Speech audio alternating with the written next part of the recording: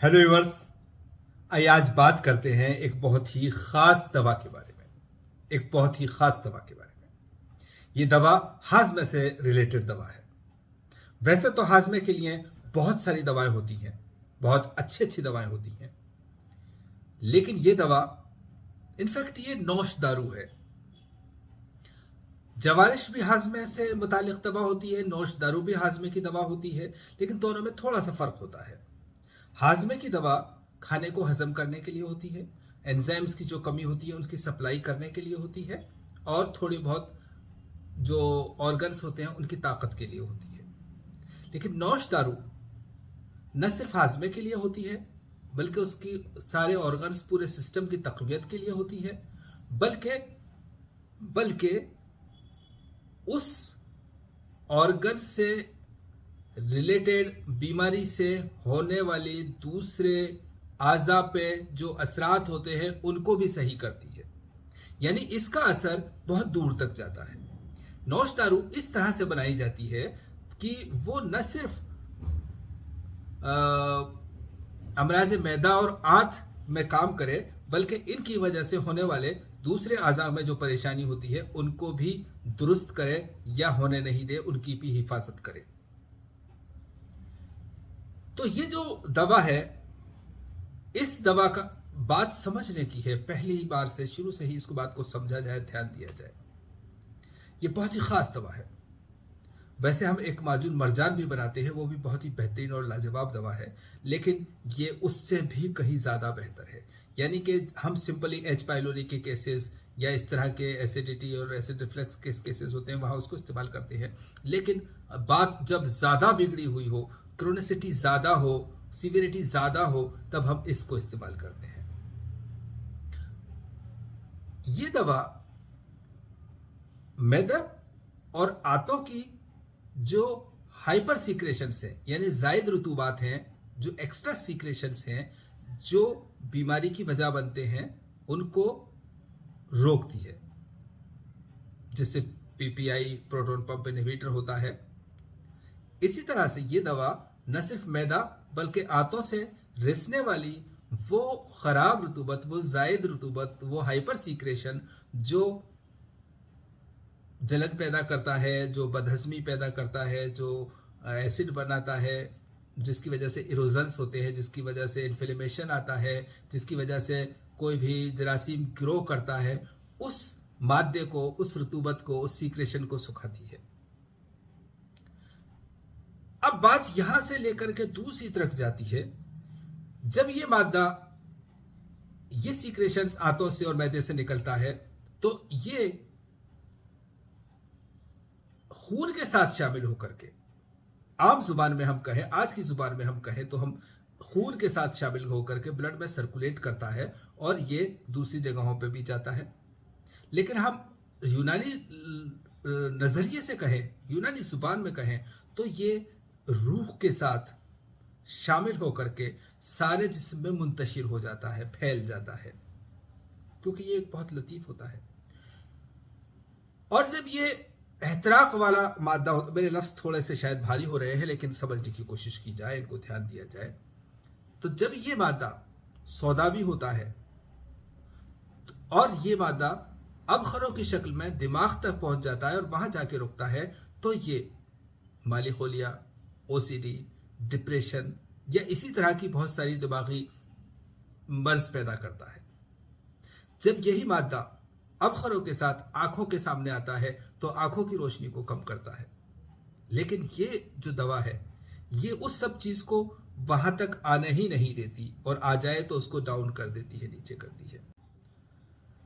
और यही सीक्रेशंस जब ब्लड के साथ सर्कुलेट होते हैं, रूह के साथ गर्दिश में आते हैं, तो अगर दिमाग में जाएंगे, जैसा मैंने कहा वाली खोलिया या ओसीडी डिप्रेशन वगैरह की कंडीशन होती है, और अगर जिस्म की दूसरी साइड्स में जैसे कि स्किन में चले जाएंगे तो स्किन में काले निशान पड़ जाएंगे, जो झाई या फ्रेकल्स कहते हैं, या खारिश, सूखी खारिश हो जाएगी। और अगर यही रुतूबत मैदे और आंतों में रुकी रहेगी तो वहां पे ताफुन पैदा होगा, इन्फेक्शन पैदा होगा, जिसमें कि एच पाइलोरी भी हो सकता है। और एच पाइलोरी तो एक ऐसा जरासीम है जिसको कि हमने इस दौर में, आज के दौर में जान लिया है, लेकिन इसके अलावा भी अभी बहुत सारे जरासीम ऐसे हैं जो ये जो फासिद रुतूबत होती है मैदे और आंतों की, उसमें पनप जाते हैं, ग्रोथ हो जाती है और वो परेशानी का बाइस बनते हैं। लेकिन अभी उनका नाम नहीं जाना गया है। आने वाले वक्तों में उनको भी डिस्टिंग्विश किया जाएगा, उनका भी नामकरण होगा, उनका भी नाम रखा जाएगा। तो उस तरह की जो ताफुन होता है, उफुनत होती है, उससे भी महफूज रखती है। जाहिर सी बात है, इस बात को हमेशा ध्यान रखा जाए कि कहीं भी इन्फेक्शन या ताफुन वहीं होगा जहां पे कि रतूबत होगी, गीलापन होगा, नमी होगी। खुश्की में कोई जरासीम कोई चीज ग्रो नहीं करती है। तो इस तरह से आप देखेंगे कि ये जो दवा है, ये मैदा, इंटेस्टीन्स, दिमाग और आसाब, इन सब की रतूबात को खुश्क करती है और उनके फंक्शंस को नॉर्मल करती है और उनको टर्न अप करती है, उनको ताकत देती है। जाहिर सी बात है, ये चारों ही ऑर्गन इस तरह के हैं कि जहां पर अगर रतूबत आ जाए, आसाब में अगर रतूबत बढ़ जाए तो आसाबी अमराज हो जाते हैं, दिमाग में रतूबत बढ़ जाए तो दिमाग के अमराज हो जाते हैं। हालांकि खुश्की बढ़ती है तो खुश्की के अमराज होते हैं, लेकिन हम फिलहाल बात रतूबत की कर रहे हैं। थोड़ी सी बात और करेंगे हम, लेकिन पहले आइए इसका देखते हैं नुस्खा और बनाने की तरकीब। देखिए व्यूअर, ये नुस्खा तेज़पात या तेज़ पत्ता साजिद हिंदी 30 ग्राम और ये तबाशीर यानी बंसलोचन 30 ग्राम, ये चंदन सफ़ेद सैंडलवुड वाइट 30 ग्राम, शकाकुल मिस्री 30 ग्राम, ये बहमन लाल 30 ग्राम, बहमन सफ़ेद 30 ग्राम और ये खुलंजान 30 ग्राम। ये इलायची खुर्द, छोटी इलायची 15 ग्राम, जरनब यानी तालेस पत्र 15 ग्राम और ये मोथा, नागर मोथा 15 ग्राम, तुख्म खुरफा स्याह 40 ग्राम और ये आबरेशम 30 ग्राम्स।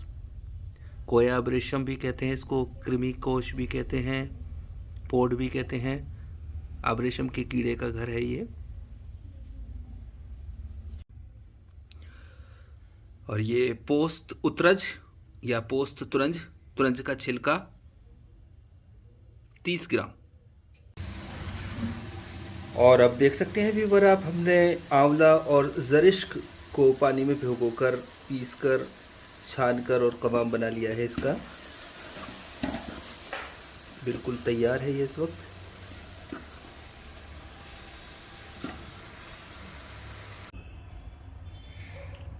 और अब व्यूवर्स देखिए, ये कबाब तैयार है शीर आंवला और जरिश्क का। जरिश्क और आंवला को भिगोकर उसका जूस निकालकर हमने शक्कर के साथ पकाया है और इस तरह से आप देख सकते हैं ये बेस तैयार हो चुका है इसका। अब इसमें हम जो बाकी दवाएं थी, जो मुफरदात थी, सिंगल ड्रग्स थी, वो पीस कर शामिल करेंगे। और आप देखिए ये होल्ड, ये कहरबा शमई साइदा बिल्कुल पिसा हुआ बारीक 20 ग्राम, ये मोती महलूल, मोती पिसे हुए, और ये मरजान सोख्ता मूंगा जलाया हुआ, और ये गिल अरमनी मगसूल यानी गिल अरमनी मिट्टी को हमने पानी में धोया है और फिर सुखाकर पीसकर फिर इस्तेमाल कर रहे हैं। तो इसको हम डालते हैं इसमें। आप देखिए, आप देख सकते हैं बहुत ही आहिस्तगी के साथ। और इसी के साथ हम शामिल करेंगे ज़ाफ़रान। ज़ाफ़रान इसमें हम 10 ग्राम डाल रहे हैं। आप देख सकते हैं ये ज़ाफ़रान है, बारीक पीस ली गई है। और साथ ही हम बाकी दवाएं भी डाल रहे हैं। आप देखिए जो हमने पीसी थी, जिसका नुस्खा हम देख चुके हैं।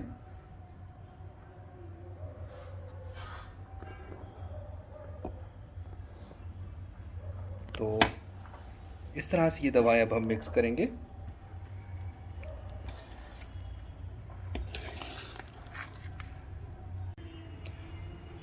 और अब फाइनली हमने चांदी के वर्क मिक्स कर रहे हैं और इसमें हमने यश 20 ग्राम और डाला है।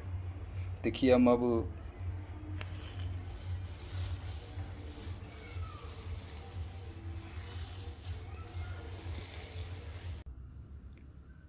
और अब देखते हैं नुस्खा नौशदारू ख़ास। आंवला खुश्क 750 ग्राम, ज़रिश्क 70 ग्राम, दोनों को हमने तकरीबन 2 लीटर पानी में रात को भिगो दिया। सुबह इसको मिक्सर से चलाकर और इसको छान लिया। छानने के बाद इसके साथ 1.5 किलो शक्कर के साथ कवाम बनाया और फिर उस कवाम के अंदर हमने ये बाकी दवाएं पीस करके डाली, जो कि गुलसुर्ख 40 ग्राम, खुरफा स्याह 40 ग्राम, बंसलोचन 30 ग्राम, तेज़पात 30 ग्राम, पिस्ते का पोस्त, उतरज का पोस्त, तुरंज का पोस्त, गिलरमनी मखसूल, गिलरमनी को धोने के बाद डाला, अबरेशम मुखर्रज सोख्ता। अबरेशम को पहले हमने काटा और उसके बाद पीसा, सोख्ता करने के बाद पीसा। पहले सोख्ता किया फिर पीसा। 30 ग्राम संतल सफ़ेद 30 ग्राम, बहमर सफ़ेद 30 ग्राम, बहमर सुर्ख 30 ग्राम, शकाकुल मिस्री 30 ग्राम, खुलंजन 30 ग्राम। गिलरमनी मखसूल हमने 20 ग्राम लिए, 20 ग्राम ये करेक्शन। और मोती साइदा बिल्कुल महलूल 20 ग्राम, यशब 20 ग्राम, मरजान सोख्ता 20 ग्राम, कहरबा 20 ग्राम, नागर मोथा 15 ग्राम, बालछड़ 15 ग्राम और इलायची छोटी के दाने 15 ग्राम, ज़ाफ़रान 10 ग्राम और चांदी के वर्क अंदाजे से 4 गड्डी। तो इस तरह से ये तमाम दवाएं इस नौशदारू का हिस्सा हैं। कुछ चीज़ दवाएं हम वीडियो में नहीं दिखा सके, इसलिए हमने ये नुस्खा पूरा लिखा ताकि बनाया जा सके, समझा जा सके। बहरहाल ये कुछ चीज़ें छूट गई हैं तो इसमें देख करके उसको ध्यान रखा जाए।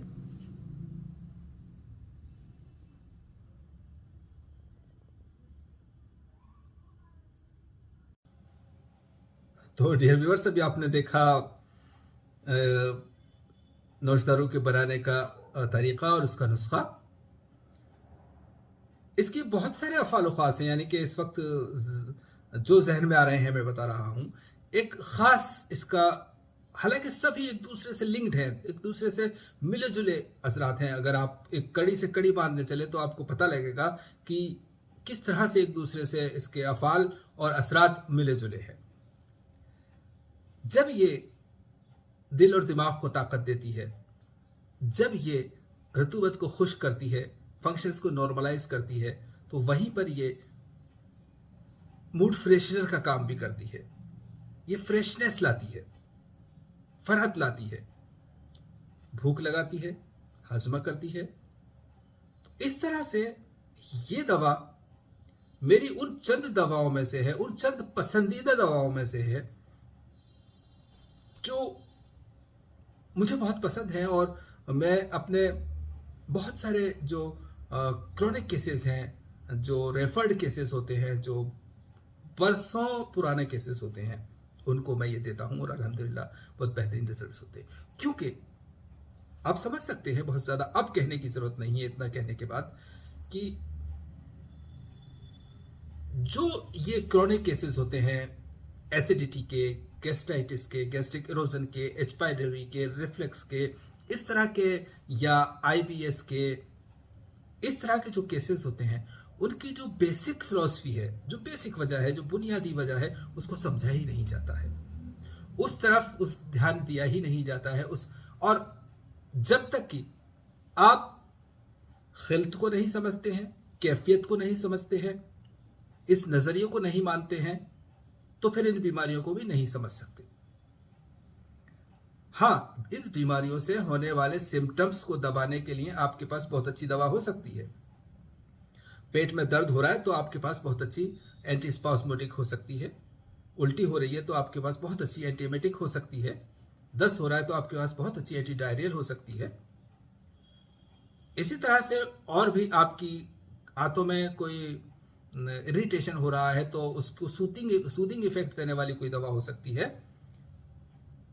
एसिड का सीक्रेशन होता है तो उसको सप्रेस करने के लिए आपके पास कोई दवा हो सकती है।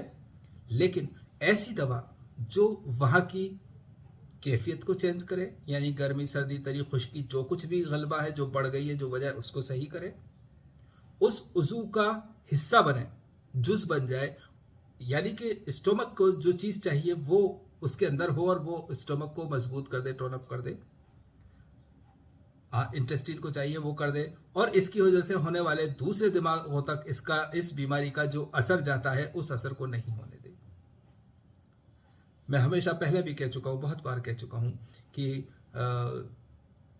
ये जो ओसीडी है या डिप्रेशन है या दिमागी अमराज है उनमें ज़्यादातर केसेस में एक बड़ी परसेंटेज में पेट का अपना एक रोल होता है। पेट के अमराज पहले पाए जाते हैं। अगर आप बहुत पुराने पीछे हिस्ट्री में जाएंगे तो कहीं ना कहीं पेट की कोई प्रॉब्लम मिलेगी, और ये चीज़ यूं चढ़ती है तो इसको आपको ऐसे ही नीचे लाना होगा। अगर आप इसको यूं चढ़ गई है और वहीं दाब देते हैं तो ठीक है, उसको दाबे रोक के रखना होगा आपको। जैसे ही आप उस चीज़ प्रेशर को हटाएंगे वो चीज़ फिर बस सामने आ जाती है।